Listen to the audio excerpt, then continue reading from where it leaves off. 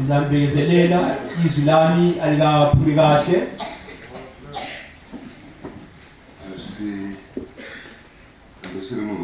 Kodwa yena isigulani sengiphilile.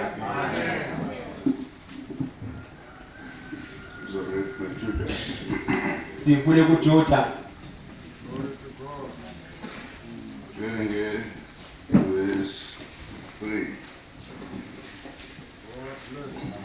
Verse 3.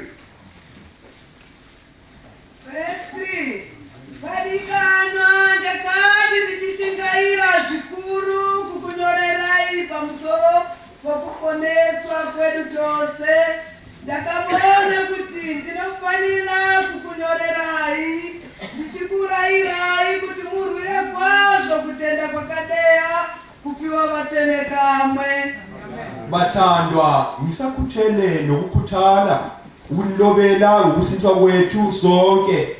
Kwasweleka ukuba ngilobele ngiliyale nize niqinise nikulwele ukukholwa asebekunikiwe abangcwele.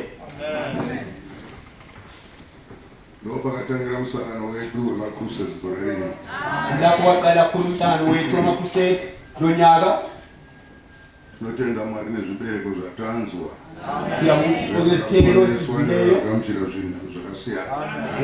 Abasindisiweyo labamukele izinyathelo ezitshiyeneyo.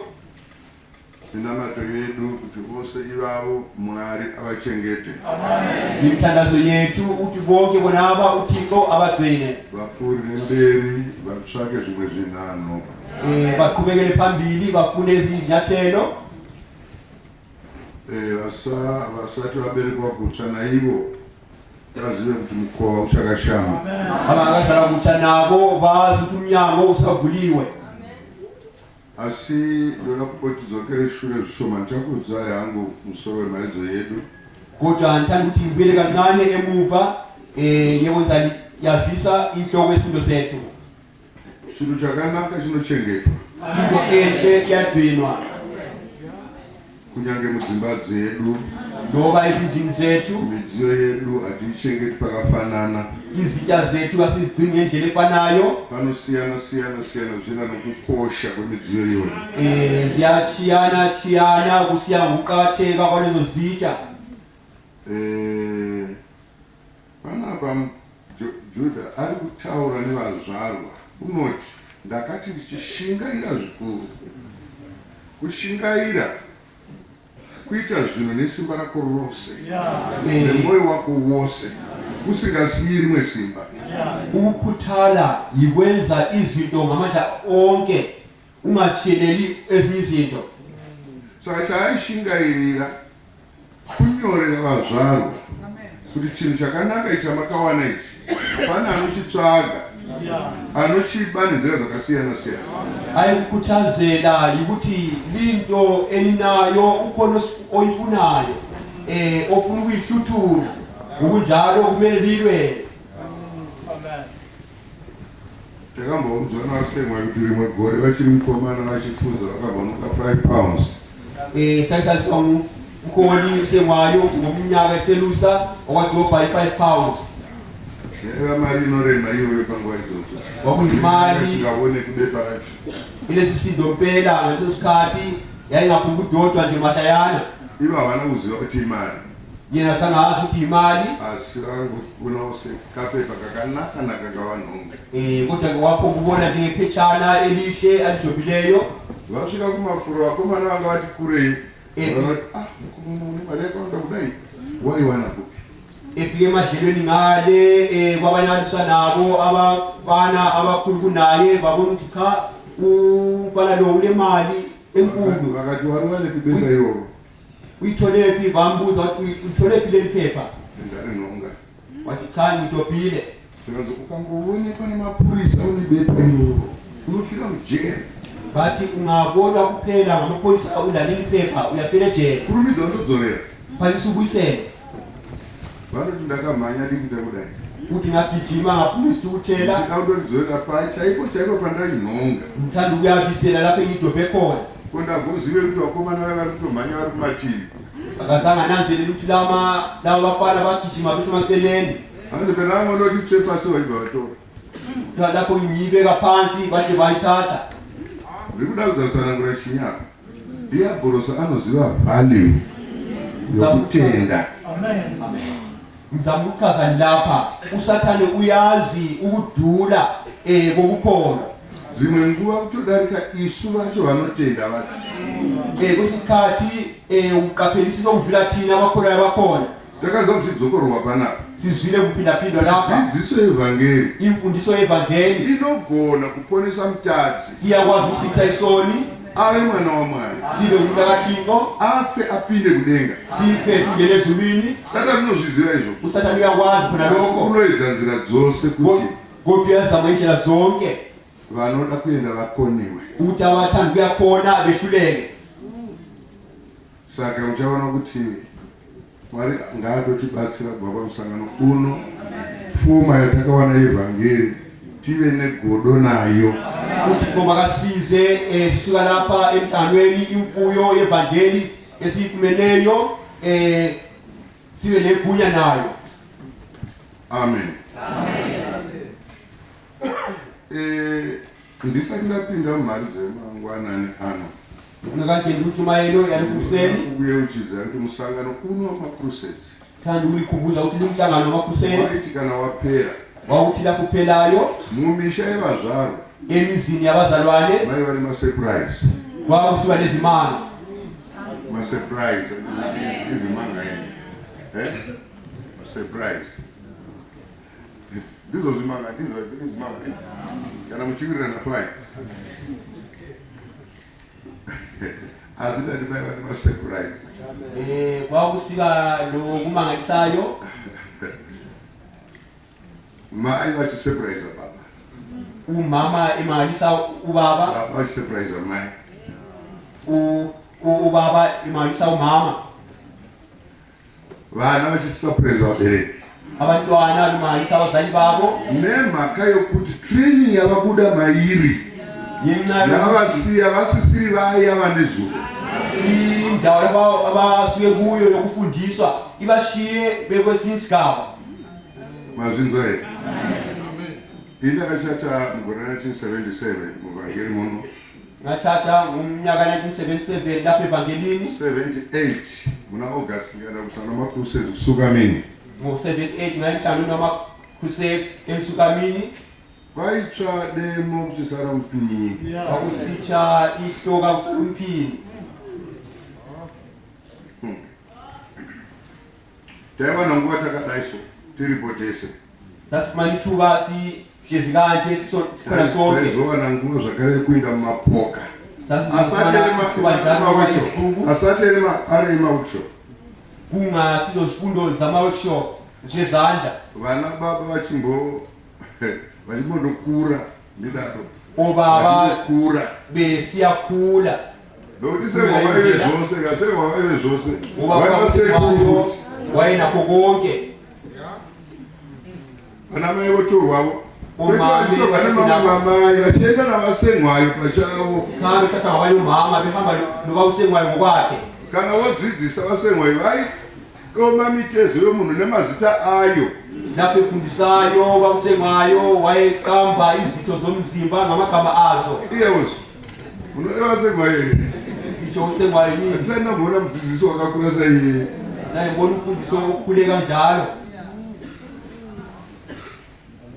rangara vamwe sekuru vanga vachena musoro vakasunza ruvoko vakabvunza munhu kuti ati wangu waikubvunza vakabvunza mubvunzo khumbula umnyukhulu owaine wempunga waphanisa isandla sakhe efuna ukubuza umbuzo zvenasengwayo ramba wakamira kwathiwa ngubabusengwayo yalawumile igore ra1978 roro umnyaka 1978 unalowo wachena musoro ukadai kwathiwa sumpunga kanje uri mumba unomudzimai usendlini unonkosikazi nhasi wandibvunza mubvunzo iwoyo unoreva kuti kukweswa nga uchiteko namhlanje umbuze lowo mbuzo kuthi ukuthi isikhathi sonke lesikade usenzani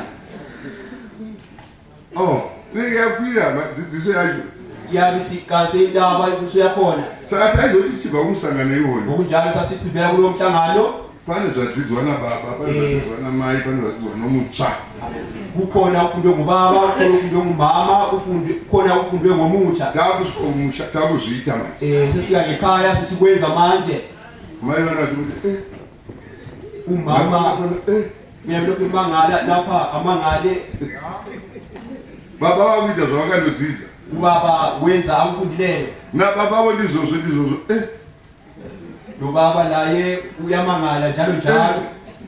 Mai vachipractice zvavakadzidza kuma-crusades. Umama esenza akufunde emkhanweni wama-crusade. Saka ndadzidza handiti ukudala sifundile handiti ndorarama. asambeni siyephila. Handiti ndorarama. asambeni siyephila. Kunyangwe tisina hedu kuwana mapoka andareva iwayo pamusangano uno. Ndoba singafumana lezo zigaba Basa romweya mutsvene kuti yeuchidza zvinhu zvatakambodzidza zvatanga tisingachazviiti. Kodwa umsebenzi kaMoya Ingcwele ngusikhumbuza izinto esizifundayo kade singasazenzi. Ndingaitaura nenzwi rinogomera. Ngikhulume ngezwi eligomelayo. Takadzidziswa pamusoro pokurwira kutenda handiti. Sifundisiwe ngokulwela ukukholwa anitsho. Imwe point Umimcijo pari kukuvarira kutenda kwedu okulimalela khona ukukholwa kwethu mudzimba. kusezindlini. Chero mukasati amen. Noba ningayika ukuthi amen. Chero mukasati amen. Noba ningathi amen. Vhangeri yakuvara yava namavanga anojuja ropa mudzimba dzevanhu vanoti vakaberekwa kuti. Kodwa ivangeli selilimele selilamanxeba avuza igazi ezindlini. Baba rimwe gore Mwari achivabatsira vari pamharidzo vachidzidzisa vakati Umfundisi ubaye ngomnyaka ayifundisa wathi yena vachidzidza upenyu hwomumba hwababa namai. wayifundisa impilo yangekhaya ubaba nomama. Vakati nhasi handimboverengi vaEfeso chapter 5 wathi namhlanje amfundi abaseFesu 5 kuti varume ida vakadzi venyu vakadzizvise pasi pavo anzi handiriverengi ukuthi nhasi. madoda thandana omngenu bafazi hleli phansi kwamadoda enu Ivhesi rakanyorerwa mabhinya ngoba akakutiwa noruponeso. ngumbhalo olotshele obhinya abakhuthwe lusindiso. Vero amashoka ndokutaura mashoko avakataura. Ngikhuluma amazwi akhulumayo. Ungada kuti tikubudze nhasi kuti ida mukadzi wako izvi nhasi ungafuna ukuthi makore mangani unaye sikutshele namhlanje ndiani akakusarudzira. thanda umfazi wakho. Titore nguva yevana vedu vanoponeswa tichiti idai vakadzi venyu zviziva. What is that? Singama phambili sithi thandana abafazi benu kuyikho lokho. Ndinotenderana nababayi kuti mavhesi akanyorerwa mabhinya. Ngiyavumelana ukuthi ubaye Wete vazvarwa ukuthi leyo mbhalo mabhinya akakutiwa noruponeso. cha abazalwane amabhinya akhuthwa lusindiso. Nokuti kana munhu aberekwa kutsva Ngoba umuntu anova chisikwa chitsva. kuba isidalwa esitsha. Anova chisikwa chitsva. Kuba isidalwa esitsha. Hapana mumwe mutowo. Ayikho enye indlela. Ruponeso runobereka vanhu vakafanana. Usindiso luzala abantu abafanayo. Saka musatishamisa. Ngokunjalo Neniwo ningasomakalisa. ndakaberekwa kutsva, neniwo ndakaberekwa kutsva. Nami ngizele kutsha nami ngizele kutsha. Raramai zvinoita kuti titende kuti makaberekwa kutsva. Ngani okwenza ukuthi sivume ukuthi ngizele kutsha.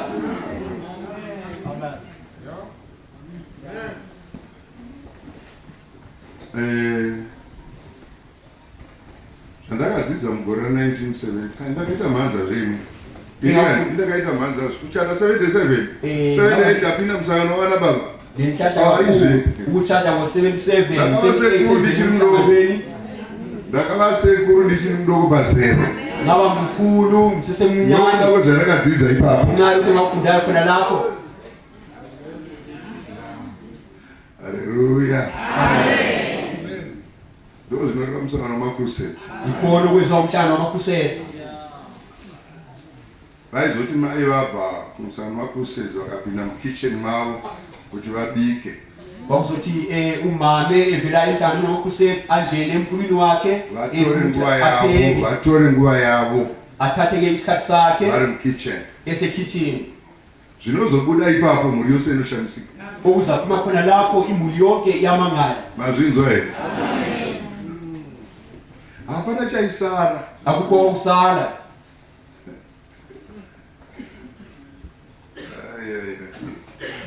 munhu kana apinda mutoileti anozvigadzira kana akubuda nditi umuntu mayengenisa mbuzini uyazilungisa napephumayo asemwayo vakatidzidzisa kuti unofana kuzvigadzira sei vakusemwayo vasifundisa kuti kumele uzilungise njira ngaipi ndlela akunongopinda mutoileti ungobuda chiita kuvanhu tsauri kongungena esambuzini suphuma nje mahlayana susiye ebantwini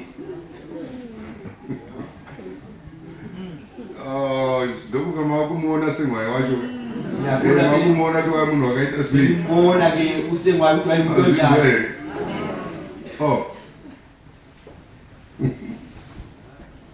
saka vana vedu makaberekwa kutsva ngokunjalo abantu abethunisele kutsha nesu tamhanya rwendo rurefu nake mutange yomweya nokuti takaberekwa kutsva nathi sesigijime umango omude kunomncintiswano sisithi sizele kutsha ngatidzokerei patakaponeswa masibuyele lapho esasindiswa khona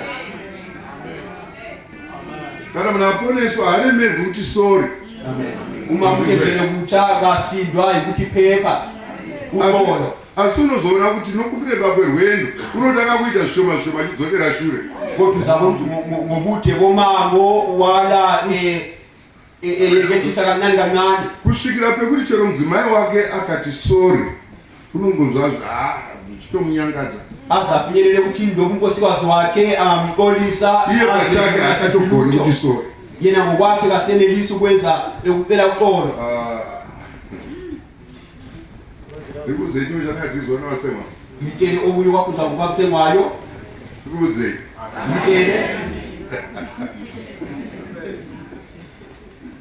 zvanzi kana baba unamai pamba kuthiwa-ke ubaba nomama ngekhaya rega kungobuda senyoka she wabuda waini ma ungaphumi nje njengenyoka naku usuqabe usuhambile usabuda gedi mudzimai wako asingazivi kuti wabuda gedi ungaphumi egedini esangweni unkosikazi wakho engazi ukuthi uphumile imbofunga ndigere pamba kwangu namaishumi ke ucabange umfundisi ehleli emzini wakhe nomama isishumba bafundisi bebetha mbosika kumahachula chimodona umfundisi abafundisi bathi cha yekani sifike emahachula siyebona umfundisi umfundisi wangu ukuthi shele ukubuda gedi maishumba abazi ukuthi wayindephi nangu umfundisi uthelele waphuma igedi umama kazi ukuthi uphumile bafundisi bashika athi achida kukumbira ukona baba abafundisi bafike besicela ukubona ubaba akuthi ati ungari mumba aita mumba hakuna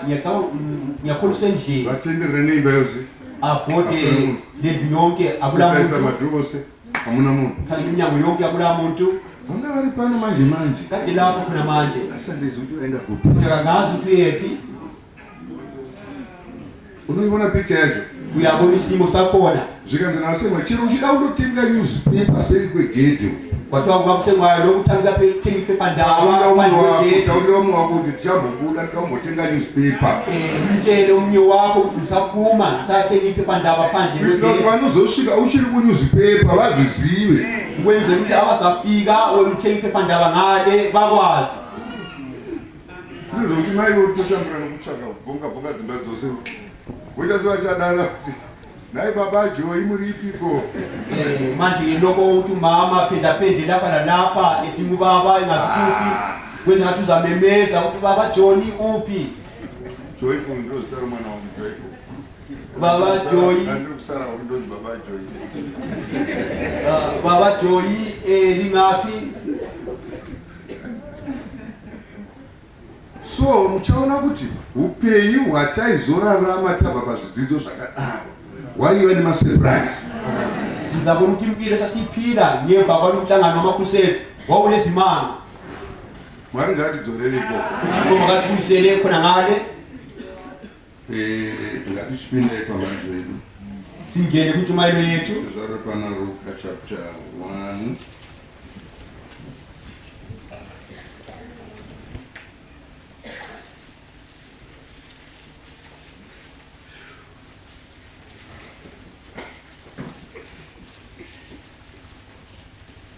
uye takadzidziswa zvakare kuti njalo safundiswa ukuthi baba kana wapedza kupfeka baba lakuqedile ukugqoka enda pamira. yana isibukweni Mira yako mudzimai wako. isibuko sakho unkosikazi wakho Undomira kana zvida kuti utenderere umbotenderera so. uye kuma isibukweni uma kuvuma Uri pamira. uchibilike wezinjalo Mai vakati akanaka ngatichienda kushumiro. Amen. umama ati cha kulungile asihambeke enkonzweni. Amen. Namai vosaizvozvo. Lo mama Endoi pamira. yana isibukweni.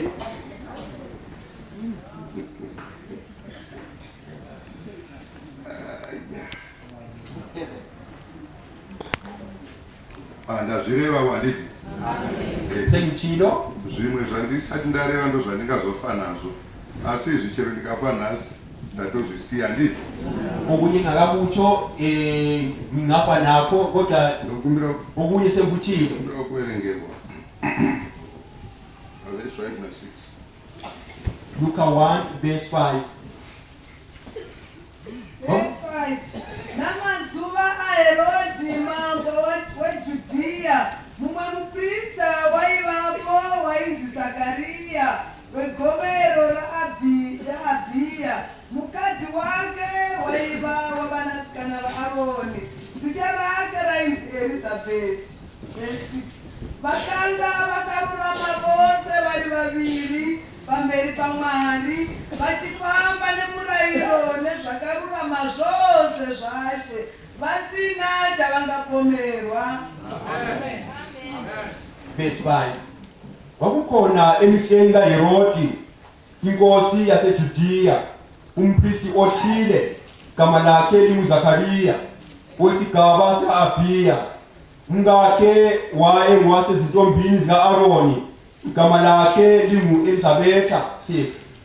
Babelungile bobabili ebusweni bukaThixo, behamba ngemiyalo nemithetho yonke yenkosi bengenacala. English verse 6. English verse 6. Yes. And they were both righteous before God, walking in all commandments and ordinances of the Lord, blameless. Tichataura pamusoro pomuKristu usina chaangapomerwa. Kristu usina chaangapomerwa. Sizakhuluma ngomKristu ongenacala. Ngati swededzei pfungwa dzedu vanhu vaMwari. Ndanzwa kuti ndio shumire kupedzisira nditi. Asondeseni ngqondo zethu bazalwane silokhu inkosi yethu yokugcina Tichiputira pfuma yose yataunganidza pamusangano uno. sibophele goqe imfuyo yonke esiyifumeneyo kumhlangano.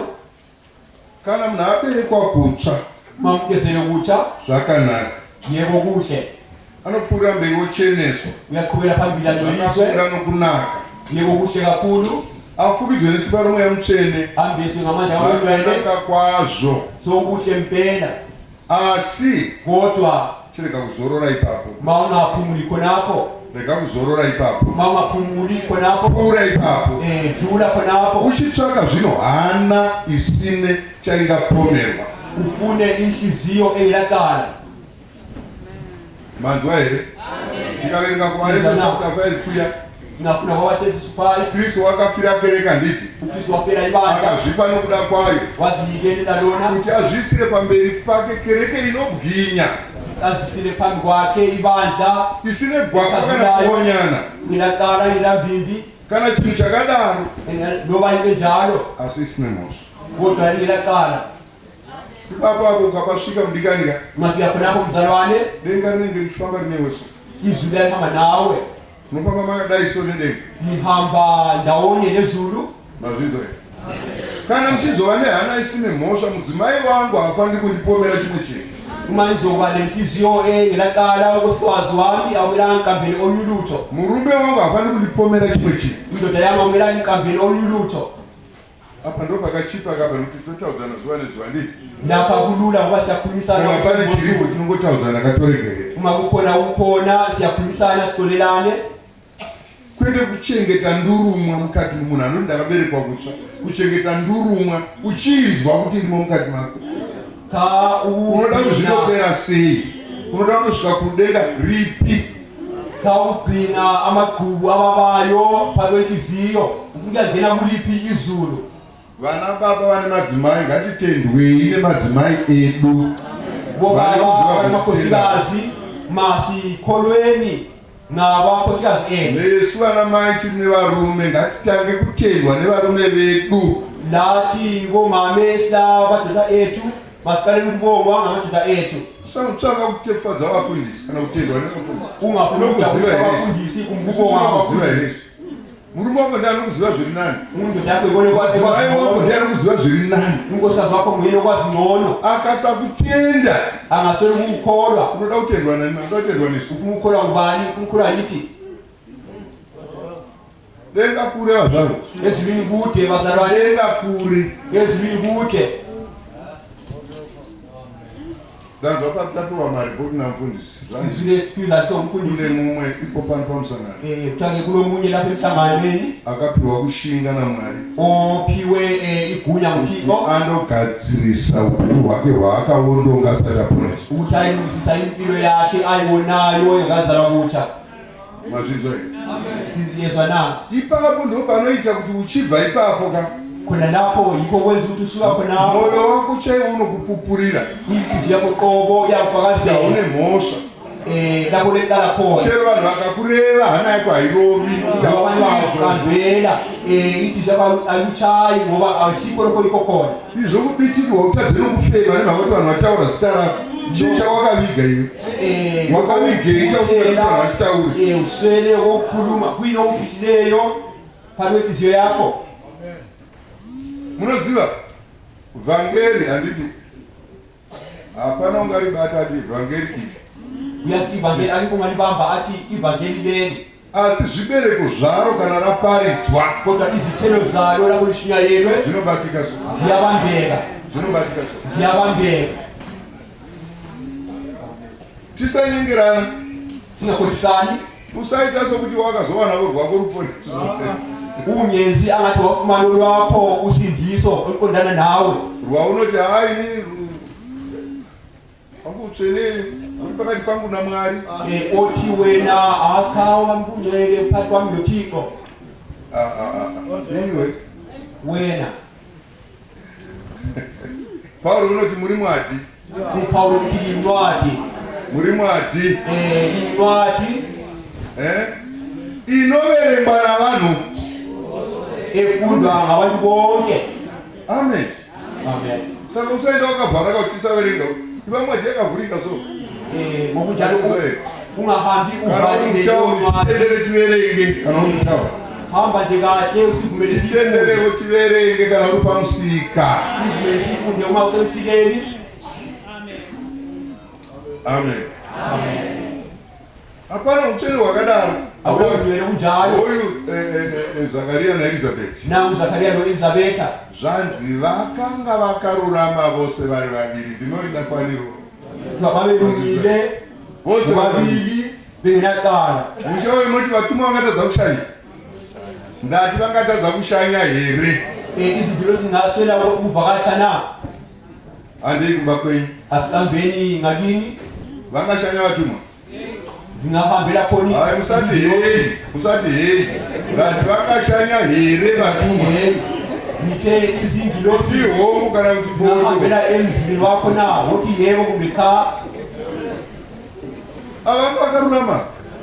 Remember vanga vachembera. Kumbula vasebekhukile. Remember vasino mwana. Kumbula bengela mntwana. Amen. Zvokushayiwa mwana hazvinomba dambudziko kwavari nokuti vakanga vakarurama vose vari vaviri. Okuswela inzalo sakube luhlupho kubo.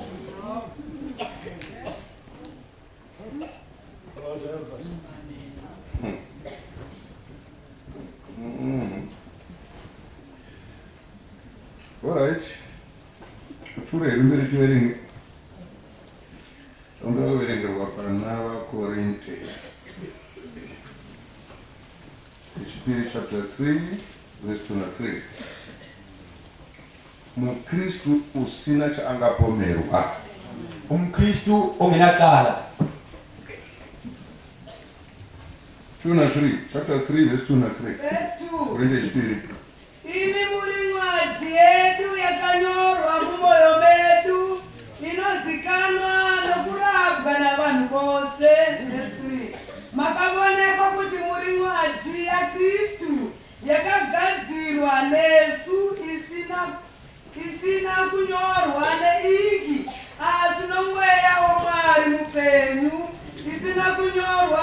pamawandepa amabwe asi pamawandepa emnyama omoyo.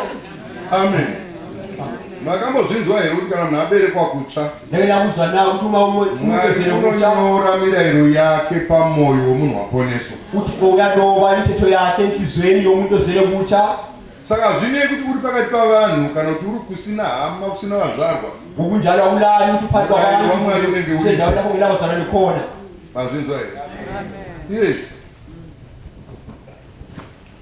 Ndinozinzwa vanhu akanzwa kuti vana ndingaramba vachitaura pamusoro pavo vachitambudzika zvikuru kwazvo. Siyasizwe abantu kuthiwa bengeza ukuthi kade kukhulunywa ngabanye ahlupheke kakhulu. Ndisakambodzidziswa rimwe gore zvizhinji. Kana vanhu vakataura pamusoro pako vachitaura zvakaipa, kuti uma abantu bangakhuluma kabi ngawe bekhuluma okubi usazvidzivirira namashoko kuti handinamboita izvozvo ini ungazivikeli upika unanzve ngamazwi nomumwe kuti khanza ikwenze khona lokho. unanzve mumwe sokuti ukhothi umunwe ufunga. zvanzi zviri very simple. kuthiwa-ke kulula Rarama upenyu husina chahungapomerwa. ila impilo engelacala. Ipapo vangazoda kutaura pamusoro pako khonapho abazafuna ukukhuluma ngawe vavanoudza ababatshelayo vachavarambira. bazabayalela. Unoreva Juve here? ndithi udube nabo Aiwa iye haiti izvozvo. yena lokho kuyenzi khona lokho. Aiwa pane zvimwe zvamakangoona kana zvamakanzwa. Cha, Juve haiti kubona izvozvo. kuzwayo yena kuyenzi khona lokho. Mazuva iwaya anga achingofamba dzinyaya dzakawanda-wanda. lezo nsuku kwakuhambahamba indaba ethile Kushungurudzwa. Pakushungurudzwa. ibandla liphakathi kokuhlutshwa. Ndakafanirwa nomumwe mufundisi. ngakhona omunye umfundisi Ndikune rimwe ukoko kwaanoshumira. ngikwelinye ixuku lapho akhonzela khona. Naye mfundisi khuma titadinizve naye mazototi mang'arira zvekudare zvafamba sei? uthesezeni suye wasimangalela edale. Ndikati kwete ina handimang'ariri munhu udare pamusoro penyaya idzidzi. ngathi cha mina angimangaleli muntu ngalezo ndaba. Zvikanzi maita yenyu wathi siyabonga vandiudza izvozvo ndavaudza kuti kwete shumba haagoni kuita izvozvo amareka. wenze kahle ngokutshelela amazwi ngibatshelile ukuthi ushumba ngenzi kakhulumi wona lawo mazwi. Vakandipikisa asi ndikarambira pashoko iroro ndangofona kuti ndikonfirme kuti makambonzwawo here zvinhu zvakadaro ndikati handiti chinhu chakadaro.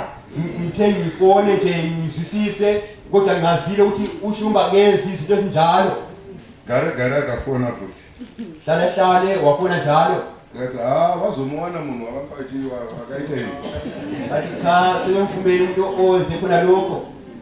Hanona zvona angithi ndiyabona handinambozvinetsa nezvazvo ruzivo rwekuti handinambosvika padare ndichikwirira munhu ndinarwo ka saka ndinotambudzika nei. ngoba ulwazi endalo ukuthi azanyiye mthethwandaba ngaleyo ndaba. Vadikani ngatiraramei zvinoita kuti bazalwane kunyange vanhu vakataura pamusoro pedu abantu baphuma vanoudza vasavatenda. abatshelwayo bangabakhona.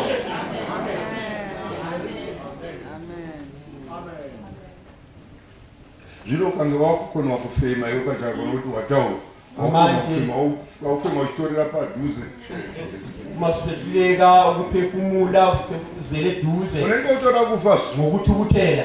unenge utoda kufa ufema uchigumira padhuze so ndozvinoita munhu akuda kuenda uphefuzele eduze ngokuzonda. chii chinokufemesa kudaro? kuyino kweziphefumule ngaleyo ndlela. Animanyi Vakorinte 3:8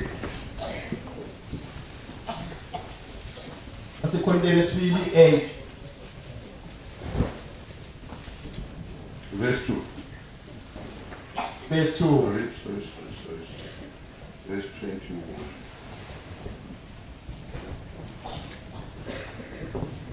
verse 21. ngokuba sikhathalela okuhle kungesebusweni benkosi yodwa kepha nasebusweni babantu. Verse 21. Nokuti hatitsvaki zvinhu zvakanaka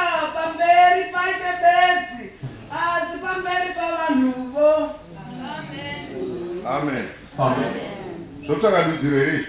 Ngeke incazelo nalokho. Uzokuthi wakuponeso hayi Mwari unoriziva into zikamana Mwari. Vanonyararai. Uya olwamusindisa uyalwazi bantu thulani. Ungavanyaradza vanhu vakapiwa miromo yavo naMwari. Ungabathulisa abantu abaphiwa imilomo yabo nguThixo.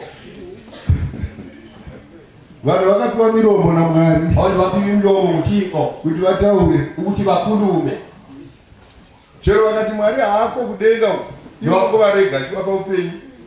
Lo athi ngapho ngale ezulwini yemiyabayeka Asivo nokati vanyarare vasataura zita rako. kodwa wena ufuna bathule bangakhulumi igama lakho. Wadi kungorarama zvakanaka. Utheni ukuphila kahle Zvinokusiya usine mhosva. okuthiya ngelacala. Amen. Amen.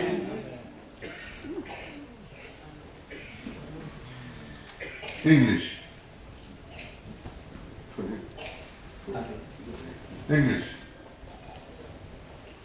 Verse 21. Yes. Providing for honest things, not only in the sight of the Lord, but also in the sight of men. Amen. Bonzo Bible tinotenderana. Uyabona iBhayibheli yavumelana. Hatinoita zvakanaka kuti titerwe naMwari woga. Asenzi kahle ukuthi sikholwe nguThixo kuphela. Daniel vakamuunganira uDaniel bambuthanela vachimushuvira rufu bempisela kufa kuri kumuvenga kumzonda vakatsvaka mhosva vakunikala pana Daniel kuDaniel vari mumeeting yokungaitwa nemaminutes bese mhlanganweni yakholwa kwakulama minutes akhona mazinzwa here uyu akataura sezvinongoita vanhu musangano mwe asi pakupedzisira munhu akazosimuka akati hei varume hatingambowani mhosva pamunhu kodwa ekugcineni omadoda icala siye silifumane kulumuntu ngatisvike ipapo vadikani asifike khona lapho bazali wami ngatisvike ipapo asifike khona lapho panoita kuti vanhu vatitende okwenza ukuthi abantu basikholwe ende kana vanhu vachizotitenda nganditendwe nowandiri padhuze naye lapho abantu besikholwa mangikholwe umuntu engiseduze naye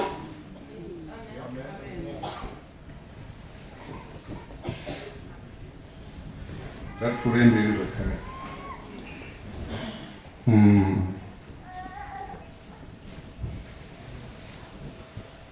andepa Chorus chapter 1 verse 22 na 23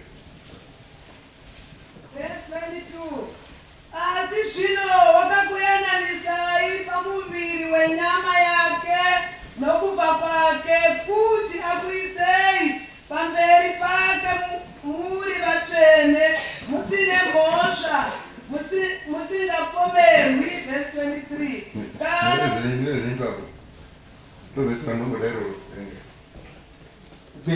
I was Colossians 1 verse 22.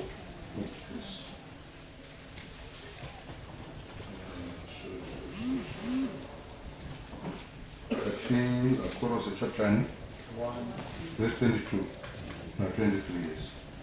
Mumzimba wenyama yayo ngakho ukufa aze aniveze nibe ngcwele ningenacala ningasoleki phambi kwakhe. 23. Uma nini ekukholweni nisekelwe niqiniseke ningabhudluki ethembeni levangeli elilizwileyo elishinyayelwe kubantu bonke abangaphansi kwezulu engabe kwasikhonzisalo mina Pawule.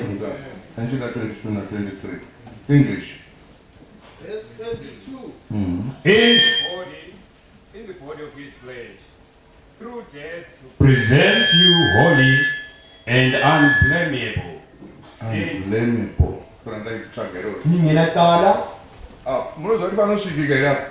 Uyazi nawo ukuthi kafika lapha takanzwa nezvaino sizwile ngo-Enoki anditi angitsho wakafamba naMwari wahamba noThixo akasazoonekwa nokuti Mwari wakanga amutora wayengasekho ngoba uThixo wamthabatha asi zvinonzi neshoko raMwari kodwa kuthiwa lizwi laThixo asati atorwa engakathathwa wakapupuriwa wavunyelwa kuti waifadza Mwari ukuthi wayejabulisa uThixo. ngatikasvike ipapa vadikande chimoti nano masifike khonapho bazalwane ngesihlathelo chino chimwe chinane yebo zikhona ezintathu ngatishike ipapo naso sinyathelo dzeni kutanga ezindlini zethu kuqala mazvinzwa here siyezwa na amen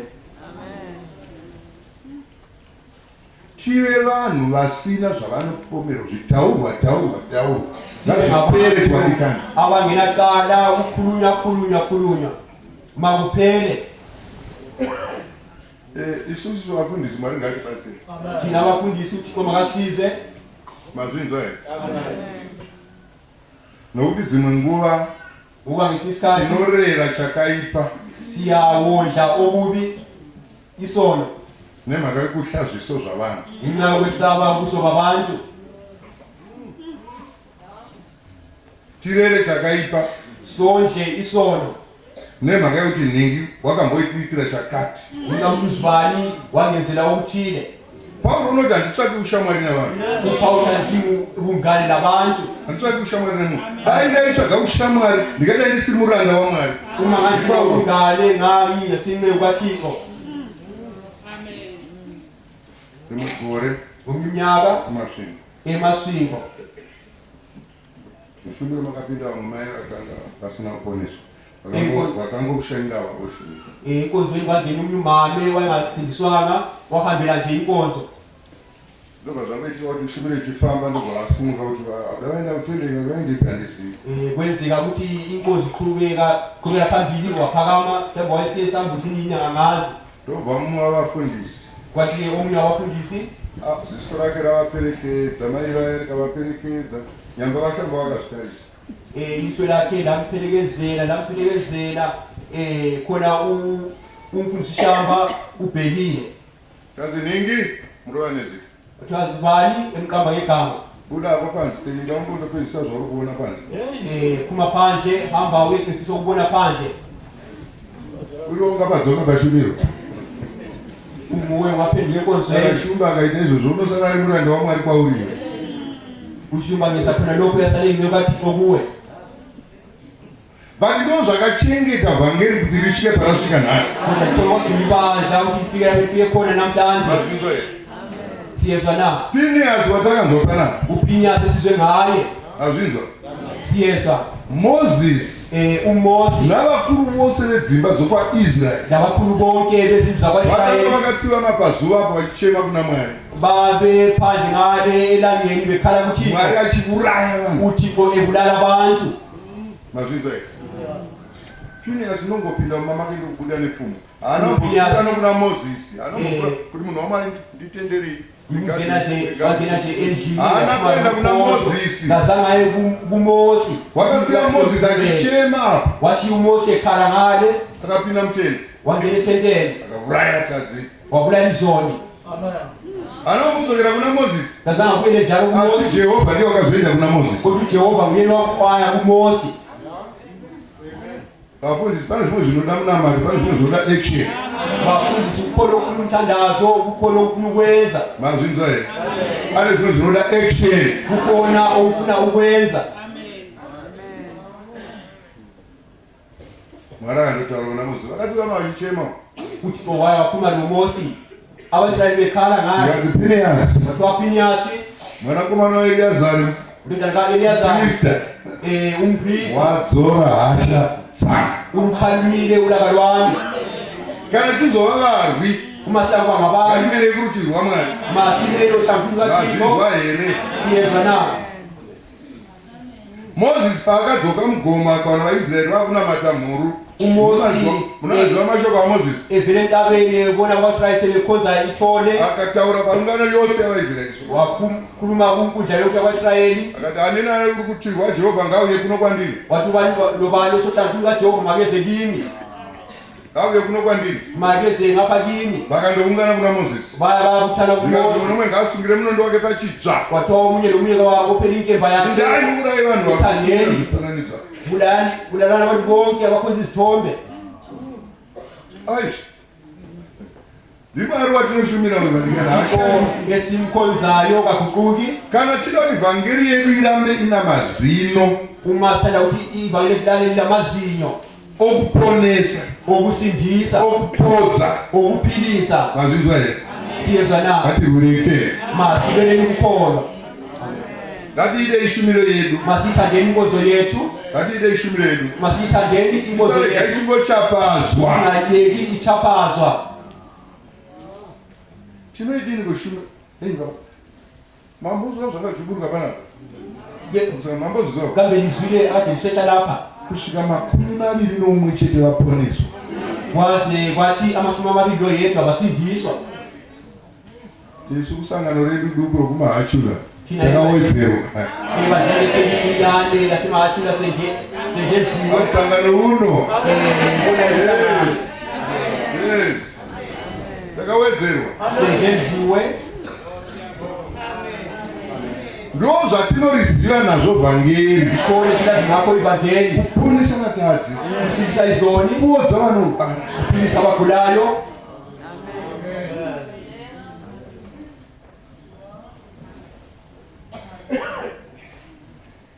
Ngatifurende Roma chapter 1 verse 16 and 17. Kubele phambili aseRoma 1 verse 16. Verse 16.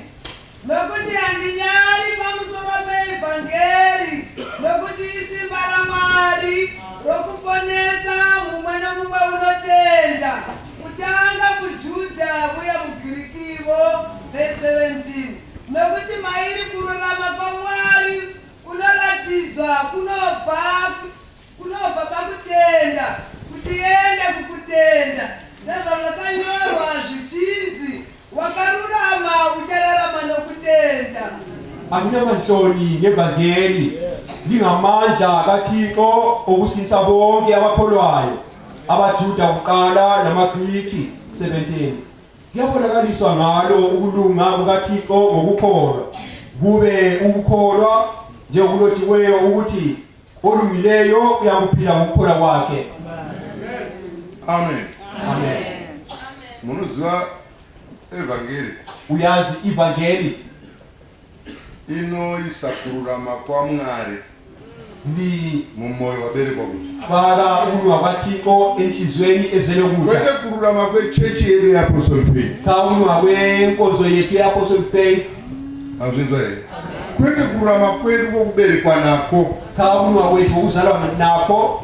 Asi kururama kwaMwari Kodwa ukulunga kwaThixo upinde mumutsaso. ungene womutsha kanje. Mandinzwa? Achingosvika pacollege. Umutsha efika ecollege nje Hazvimbotori svondo. awuthathi iviki Vanenge vakutomuziva. babe sebemazi. Azvinzwa here? Vanenge vakutomuziva. Babe sebemazi. Vanenge vakumupa rukudzo rwaanokodzerwa narwo. Babe sebemnikeza inhlonipho emfaneleyo. Why? Ngenxa yani Kururama kwaMwari kuri muMwari. ukulunga kwaThixo kukuye. Ngatitsvage kururama kwaMwari vadikani. Kune kulunga kwaThixo bazalwane. Zuva rokufarika uya uino kururama uku kunotaurwa naPauro. Zvanzi evhangeri isimba raMwari rokuponesa mumwe nomumwe unotenda. Kutanga muJudha nomuGiriki. Usuku lokufana ngafika uda lokulunga kwaThixo. Zvozonzi mairi iyo ivhangeri iyi kururama kwaMwari kunoratidzwa. Kuyabonakala ngalo ukulunga kwaThixo. Imi makaberekwa kutsva Ninezele kutsha chinotevera okulandelayo saka izvinano. kunanezi zinyathelo. Rega kuzorora usati wawana chimwe chinano. Mamaphumulo afumanisa isinyathelo. Mazvinzwa here? Kuti namararamiro ako kururama kwaMwari kubonekwe mauri. Wakho ukulunga kwaThixo kubonakale kuwe. Sezvakaonekwa muna Maria. Njengoba kwabonakala kuMariya. Akasangana nomutumwa. Wahlangana nengilosi. Akaudzwa zvokuberekwa kwaJesu. Watshelwa ngokuzalwa kwaJesu. Kunyange iye zvakamushamisa akasazvitenda panguva iyo.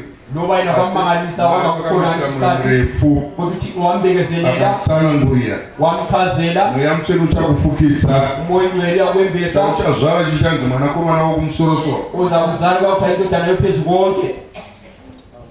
Mzai varikani. Uzalwa bazalwane. Mwari akuvatsvagwa naMaria pakati penyu. uThixo uyabadinga uMariya phakathi kwethu. Ukuvatsvagwa naZakaria. Uyabadinga uZakhariya. Nana Elizabeth. Nabo Elizabetha. Amen.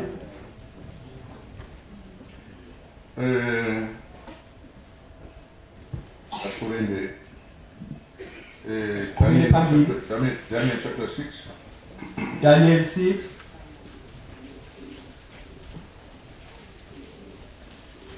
verse 1 to 5 tukumedzei. Verse 1. Zvino Darius wakaona kuti zvakanaka kugadza machinda ane 120 pabushe bwake vaifanira kuva pabushe bwose. Verse 2.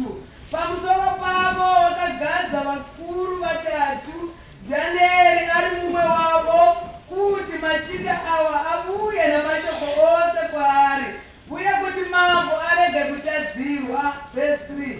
Zvino Danieri uyu wakapfuura vamwe vakuru namachinda, nokuti maari makanga mune mweya wakanaka kwazvo. Mambo akada kumuita mukuru wobushe bwake bwose. Verse 4. Ipapo vakuru namachinda vakatsvaka mhosva yavangapomera Danieri pamusoro pobushe, asi vakashayiwa shoko kana mhosva, nokuti wakanga akatendeka uye wakanga asina kutadza kana mhosva kwaari. Verse 6. Zvino varume ava vakati, hatingatongowani shoko pamusoro paDhanieri uyu kana tisingamutsvakiri iro pamusoro pomurayiro wamwari wake. Verse 6. Ipapo vakuru ava namachinda vakaunganira kuna mambo vari vazhinji. Tinoidzisa nyaya yaDhanieri handiti? Tinoidzisa ndava kaDhanieri. Tibate shoko rokuti mambo uyu Darius waida Danieri zvisingabviri. Sivambelelizi lokuti linkosi uDarisu waimthanda uDanieri. Kudzividzwa kwaDhanieri, kuphanisa kwaDanieri, kunyange kwakatosora makurukota ose nokuti waiva mutoga, waxhopha abakhulu bonke ngoba wayengowezizwe. asi mambo Darius waiziva kuti uyu is an asset Kodwa muhulumende yangu. uDarisu wayesazi ukuthi cha lo yisitsha esithenjiweyo embusweni wami. Kunyange pavakamuitira zano rokuti akandwe mushumba, zvinonzi Darius wakaedza mazano ose usiku bwose haana kuvata achitsvaka kuti wosunungura Danieri sei. Nowamenzela amacebo ukuthi aphoswe emphandleni wezigonyama, kodwa uThova wamkhuthela uDarisu ehlupheka adinga indlela zokuthi angamphukulisa ngayiphi indlela uDanieli. Akamperekedza namashoko, Wampherekezela ngamazwi, akati Danieli, wathi Danieli, pinda hako mushumba, ngena emgodini wezingonyama, mwari wako waunoshumira wakho mkhonza njalo uchakurwira. uyakulwela. Mutadzi, Isoni, pinda Danieli, ngena Danieli, pinda. Ndashayiwa, haana kumbotaura kuti ndashayiwa, ngazange atsho ukuthi ngiswele, asi wakanga ashayiwa zano rokurwira Danieli. kodwa wayeswele icebo lokulela uDanieli. Akati pinda Danieli, pinda. Wathi ngena Danieli, Mwari wako unoshumira nguva dzose uThixo wakho omkhonza njalo uchakurwira. uzakulwela. Mangwanani arara akagara suhope tsingawi Emabusa elelehlezi bumphuthele kuThongo nemusic yaimborizirwa mambo kuti avarayirwe kana zvinomuremera haana kuridzwa musi iwoyo. ezazivangutshayelwa inkosi azangitshayo ngalolu suku. Akamuka uchangasvika, Wavuka kusemnyama. Satani wakatomuparidzira kuti unoiziziva here shumba iyoyo Darius. uSathane wayesemshuma lesini pashumba here uyazi nayo ingonyama wena Darisu, dzanyima zvokudya. ingonyama encithi ukudla. Akamuka akananga ugomba, Wavuka waqonda emgodini, moyo wake zvino wava nedoubt. inhliziyo yakhe Asiweza sinokungamaza. kugomba kwangoti mwiro. Waye emgodini kuthule kuthe cwaka, Akadana nenzwi rokuchema, wamemeza ngezwi lokukhala, mai Danieli, Danieli, muranda waMwari wokumusoro-soro, mnceku kaThixo ophezu konke, apa uri kuchema, uri kudonha misodzi mumwoyo. ngapha uyakhala uthola izinyembezi. Ndokupera kwaDhanieri.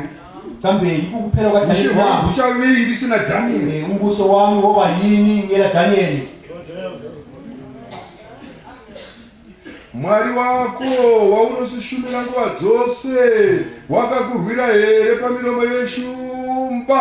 uThixo wakho omkhonza njalo njalo ukulele na emlonyeni yezingonyama. Kwakuchiri mangwanani vanhu vachakarara. Wakusesemnyama abantu basalele. Ndinotenda navaranda vake vakamunzwa achichema saizvo. Ngiyakholwa izinceku zakhe zamuza ikhala ngaleyo ndlela.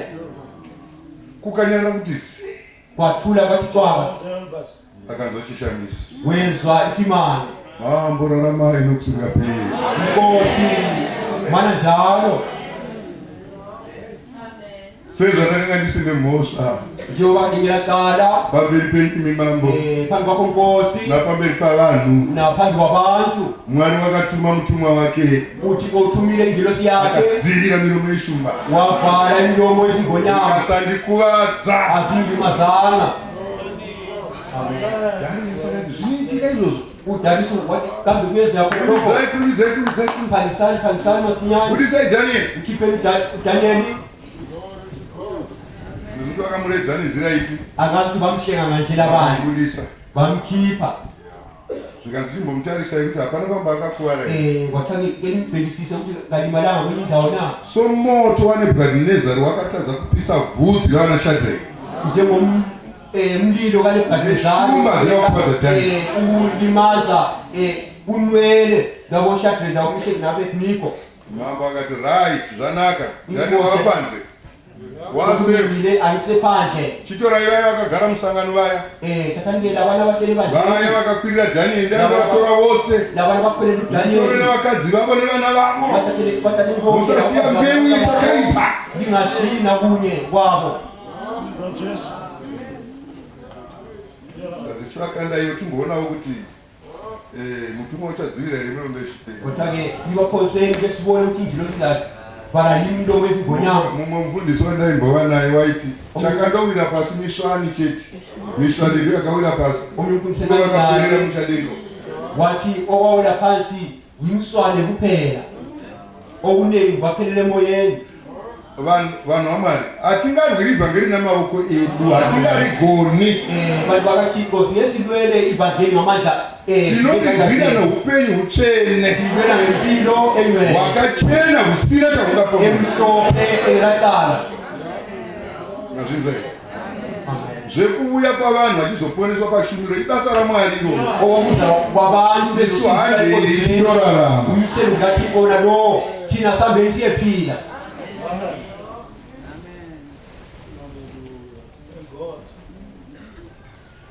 handei pano zvakare Corinthians chapter 6 verse 23 vasekorinte vesivili 6 6 yes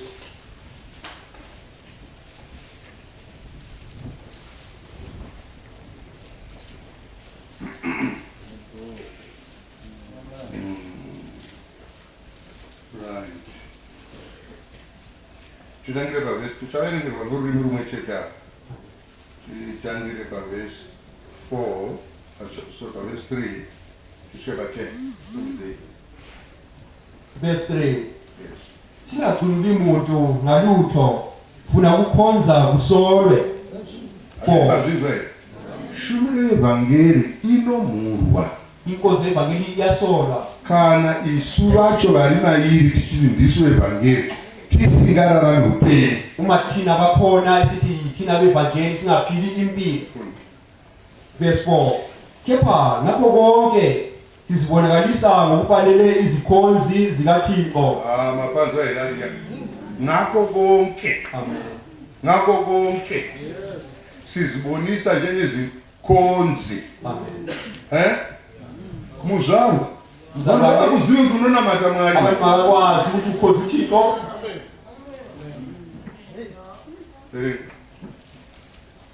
ngokubekezela okuningi nangokukhathazeka nangosizi 5 nangokuchaywa nangokubotshwa nangokuvukelwa nangemisebenzi nangokulinda nangokuzila ukudla 6 nangobungcwele nangokwazi nangokubheka kade nangobunene nangomoya oyingcwele nangothando olungazenzisiyo 7 nangezwi leqiniso nangamandla kaThixo nangezikhali zokulunga ezokunene nezokhohlo 8 ngodumo nangehlazo ngokuthukwa nangokudunyiswa kungathi singabakhohlisayo kepha singabeqiniso 9 kungathi singabangaziwayo kepha saziwa kakhulu kungathi singabafayo kepha bhekani sikhona kungathi sitshaywa kepha asibulewe. 10 sinjengabadabukileyo kepha sisathokoza njalo, sinjengabampofu kepha sicebisa abaningi, sinjengabangenalutho kepha sinakho konke.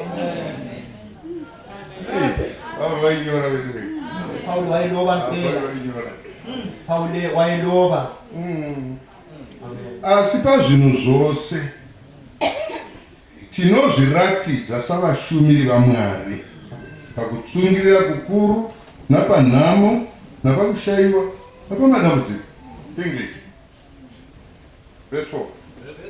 Yes. But in all things, approving ourselves as the ministers of God. Approving ourselves. Sizibonakalisa. But in all things, approving ourselves as the ministers of God, in much patience, in afflictions, in necessities, in distresses. Amen. Amen.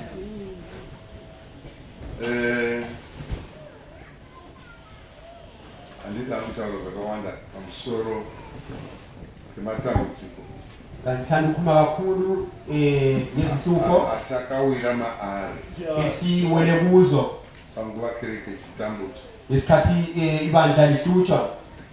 asi rega ndikuudzei kuti ngerimwe zuva Kodwa reka nditshele ukuthi ngolunye usuku kunobulawayo ngisuka lapha koBulawayo famba usiku ndichienda kuHarare ngangihamba usuku siya eHarare.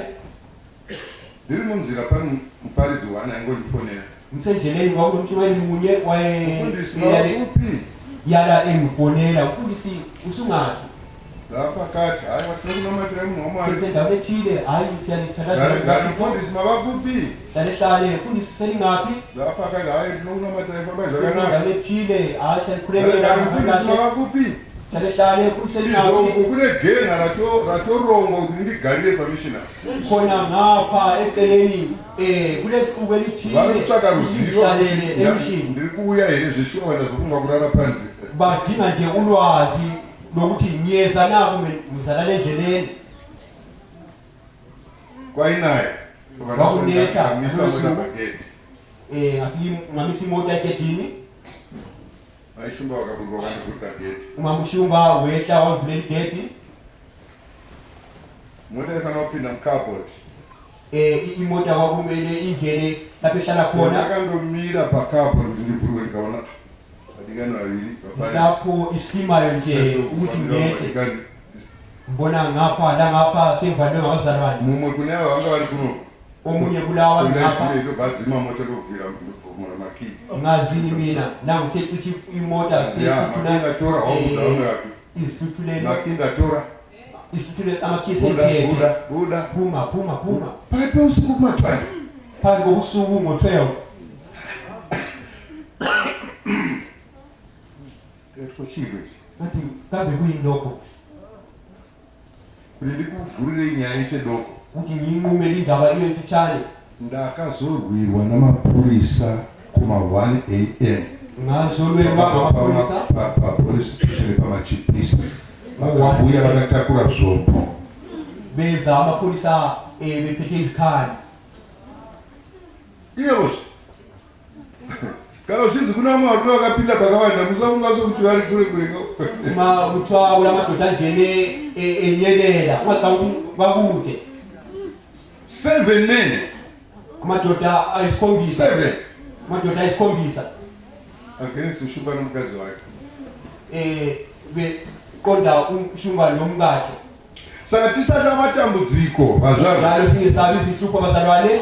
zvanzi naPauro setinorobwa idasati tisataura kuti tichiri vapenyu nguPauli engathi siyathalwa kodwa sinochema asitarai tinofara zvikuru kwazvo singathi siyakhala kodwa cha siyathokoza mpela setiri marombe asi tinazvo zvose singathi simpofu kepasina kukonke handei vadikani takashongedzwa savanhu ivokurirama savanhu vanogwira kutenda asambeni basalane sihlonisiwe njengabantu abalola kulunga ndakamboudzwa nomwe mufundisi wokunigeria ashanya kuno sesatshela umfundisi waseNigeria ehambele lapha achiti kwavo nyaya yokurwira kutenda yakamboparidzwa rimwe gore ethi kibo ngale indaba kumele ukukholwa yakashuyelwa ngomnyaka ikapinda mweya wazvavo yangena enhliziyweni zabazalwane hanzi vaizoita vachikwaisana so babethi nxa bekhawula How kanje are you?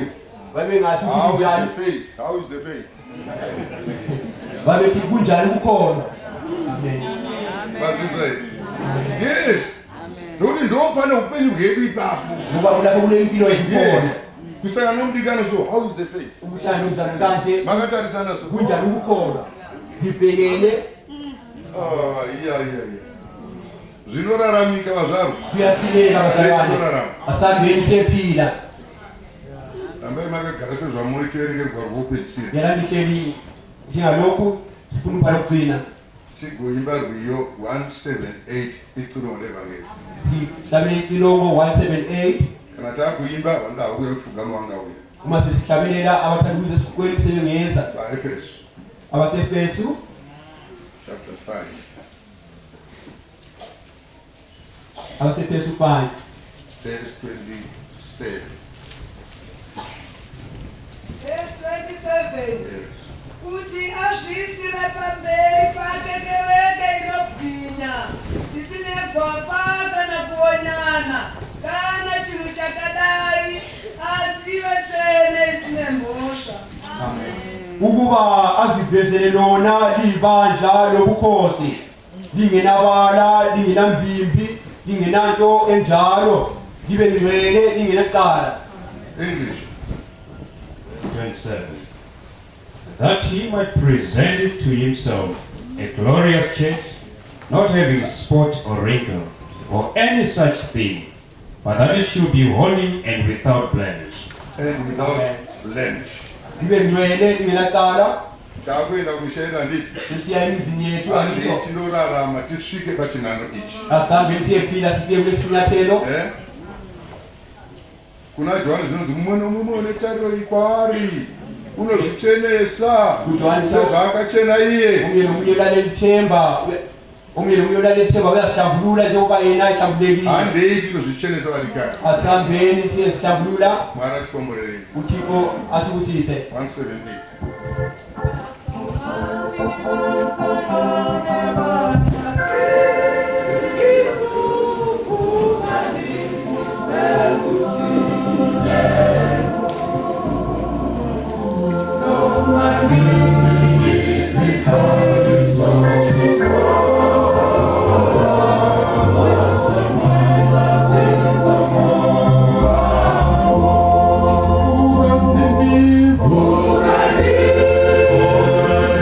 Viva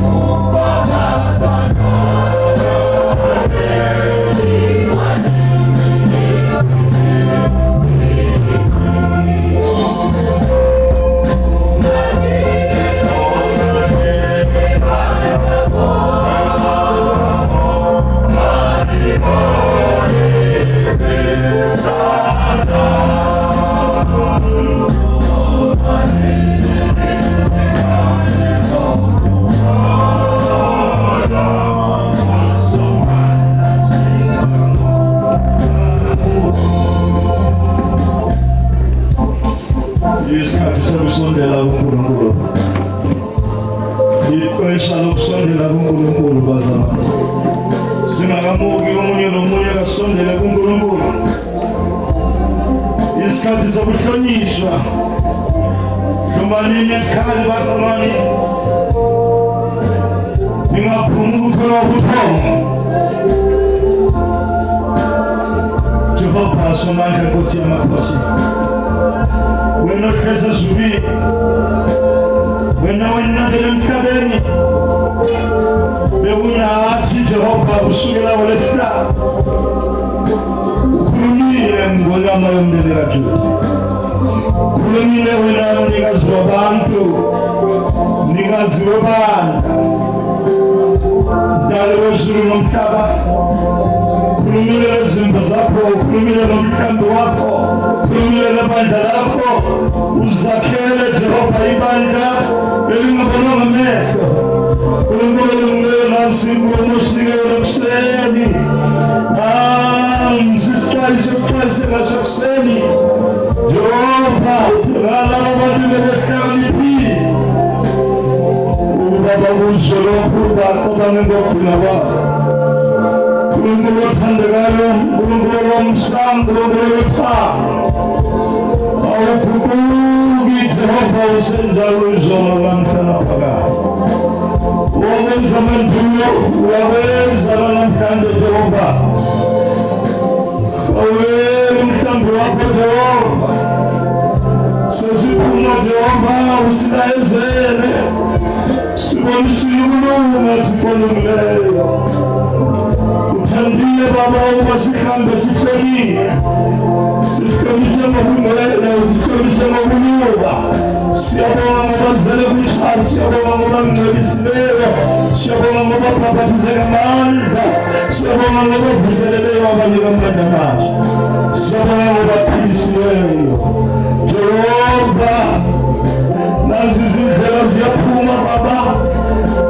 Bale baye eMpumalanga, bale baye eNtshonalanga, bale baye eNyakatho, bale eNingizimu. Usihlomisile Baba wathi noma uzizililo singathi siyatshaya kodwa kasibulawanga Jehova. Singathi siyahlupheka kodwa sihleli kahle. Ungathi singabampofu kodwa sinakho konke. Thathelele ilizwe sinikelana Nkulunkulu wami. Libe uphawu wendlela ezimvini zakho. Libe uphawu wendlela emhlambini wakho Jehova. Libe uphawu wendlela ebandleni lakho Nkulunkulu. Nanga amadoda labafazi. Nansi izalukazi namakhehla. Nansi izinsizwa lezintombi. Jehova sibambe ngesandla. Siyabonga izwi lakho. Siyabonga Baba namandla ngegama likaJesu. Ufuna ukuzivezela ibandla lakho. Libandla lobukhosi. Lingenambimbi, lingenabala, lingenambimbi, lingenandedlalo. Nkulunkulu olungileyo, libe ngcwele lingenacala. Nkulunkulu olamandla ukhulume futhi Baba. Khuluma njalo Baba enhliziyweni yamadoda labafazi. Zibonakalisa ngonyama kaJuda. Zibonakalisa singakaphumi Nkulunkulu wamandla. Usithembisile wathi angikushiye lodwa. Kubonile Baba ukusebenza kwakho. Sikubonile Nkulunkulu wami ukusebenza kwakho. Hamba nathi Jehova. Sala labasalayo. Hamba labahambayo. Nkulunkulu olungileyo sigcinele ukukholwa. Enhliziyweni Jehova sivalele. Lokukholwa enhliziyweni zethu sivalele. Lokufunda enhliziyweni zethu silondoloze Nkulunkulu ngenxa kaJesu. Silondoloze imfundiso siyibambisise. Lo mpostoli Paul Baba elayezela uTimothi. Timothi sisize Jehova. Sisize ngonyama kaJuda. Immoya komfundileyo yomkhulayo wazi ukuthi ufundile Baba. Sesikhona Baba namandla. Wena lindawo Jehova thatha lelo lizwe sikelona. Nkulunkulu wamandla lemphawu wendlela nalabo basindisiweyo Jehova lihlale lihlale enhliziyweni zabo Nkulunkulu wamandla. Lihlale Baba namandla lephukele esemubusa nokuhla kwamalanga. Hlale kuwe. Hlale kuwe ngonyama kaJuda. Hlale kuwe Yesu Nkosi. Ambe siyini thina Siyavuma Jehova ngaphandle kwakho kwenziwa utho olwenziwayo. Siyavuma Jehova ngaphandle kwakho kwenziwa utho olwenziwayo. Phinde uzibonakalise ekuseni Jehova. Phinde uzibonakalise ekuseni Nkosi Jesu. Phinde uzibonakalise Moya Oyingcwele. Phinde uzibonakalise Nkulunkulu wamandla wonke. Somuntu wena ukuqamba amanga. Songatha nemuntu wena ukuguquke. Shilo ukwenzela. Nomukhulumile sihlonise Jehova. Kuhlumana izikhali zonke zikamoya. Uzolebe namandla kuma sukuleloni. Nibisele kwathulile wonke nini. Zobonakalisa ngonyama kaThixo. Sibambele izandla munye lomunye. Ngabona amandla kuningi sizwile. Lelivangeli wasinikana lalifuna ukusifikisa phambi kwakho. Yehova sifawukele ngenxa yobuningi bomusa. Sizwele umusa Nkulunkulu wamona amandla. Uthi abangakathetheleli izono hlangana lalo ekuseni. Abangakazala ukutazala ukuthi Jehova. Gijimela kule ndawo Baba. Singakehlukani Nkulunkulu wamandla. Nabo umuntu oselele endlala Jehova. Khona uselele endlala Nkulunkulu wami. Khona uselele endlala uthembisile. Thembisile Baba sikubonile. Umemeza ngosuku olukhulu lokugcina. Ukhona yini omileyo. Akezeki maphuze. Ukhona yini omileyo. Akezeki maphuze. That last day, that it may be day of the feast. Heavenly Father, you stood and cried. Heavenly Father, you are here before you. Sinapho bafunga ukuzwakho. Nasene insizwa Jehova yathina. Nasene insizwa Jehova yathina. UNkulunkulu wamona amandla mhlabele kutese siya kwehlukana. Funa singasabelani Jehova senzele umusa njalo ekuseni. Singamuleke ngayena inkonzo singakehlukani. Siyakwazi wena ufamile Baba ukusebenza izimbanga lengosuku lokugcina. Sebenza ngomanga lesongesini. Sebenza ngomanga lesethemba lamathamsanqa. Themba labangcwele. Themba luphakade. Siyabonga Baba. Sibonga izwi lakho. Sibonga inkulumo yakho ngolamo yomndeni kaJuda. Umkhulu wena. Ufanele kubatazwa. Ufanele ludumo. Nkulunkulu wami nanti bandla lakho. Nabo umhlambi wakho zilungisele Jehova. Siyacela nathi babangazela lezi nsuku zokuphela. Zenzela abantu bakho bezalunga. Bebekulunga. Bahlale kulungeni Jehova. Bahlale kungeleni. Size ukufakazela Baba. Sikubonile. UNkulunkulu wamona amandla ethi kwakukhona. Esizweni sikaBhiya Baba indoda uZakhariya. Jehova unomkayo. UNkulunkulu wamandla Elizabetha. Baphendukile bobabili. You are the same yesterday, today and forever. Mawabalungise endulo silungise nathi. Mawalungisa amadoda endulo lungisa namadoda namhlanje. Mawalungisa abafazi endulo lungisa nabafazi namhlanje. Singelile uDaniela babona amandla yokulunga komlandela nasempandini wezindwelema azelimazana. Mawama lezi sizwe zasendulo Jehova. Mana lezi sizwe zokwenza namhlanje. Mawama lezi sizwe zasendulo. Mana lezi sizwe zanamhlanje. Ukulunga kuyalwela Baba. Ukulunga kuyavikela Jehova. Ukulunga kuyakhulula Nkulunkulu wami. Ukulunga kuyisibali. Ukulunga kuyisikhali. Sihlonise ngokulunga Baba. Sihlonise ngokulunga omunye nomunye Jehova. Singakabuyela ematendeni. Singabuyela emadolobheni. Singakabuyela ezindlini sikwazi sizahlangana lakho. Kodwa sihlonisile Jehova. Sihlonisile Jehova. Usihlonisile Baba. Thina wakasemi Jehova sakuncela. Ngenxa yegama likaJesu. Ngenxa yegazi likaJesu. Ngenxa yesiphambano. Ngenxa yothando lobabazikayo. Khuleka. Ungahambi njalo. Ungahambi njalo dadewethu. Ungahambi njalo mnewethu. Yona inkonzo yokugqibela. Yona inkonzo yokugqibela yenze into ngomphefumulo wakho. Memeza uthi Jesu ngilapha. Here am I, O Lord Jesus. Here am I, O Lord Jesus. We came meeting, we crusade meeting is coming to an end, Lord. Do not pass me by. Do not pass me by. Please, Jesus, save my soul. Izalelucha. Uyakunemeza ngamusuku lokugcina. Wenzimali ehlale.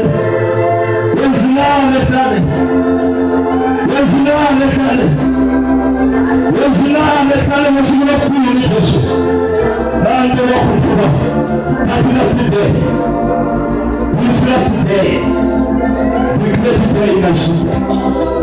Take it. Call it your great day. Take it as a great day. Don't believe your blessing there. Mwachini usicho sako. Mwachini usicho sako.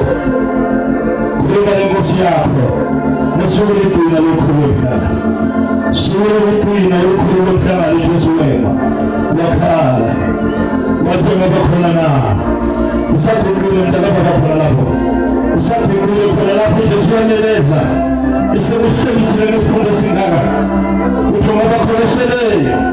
Utuma wewe sasele utuma samidalo.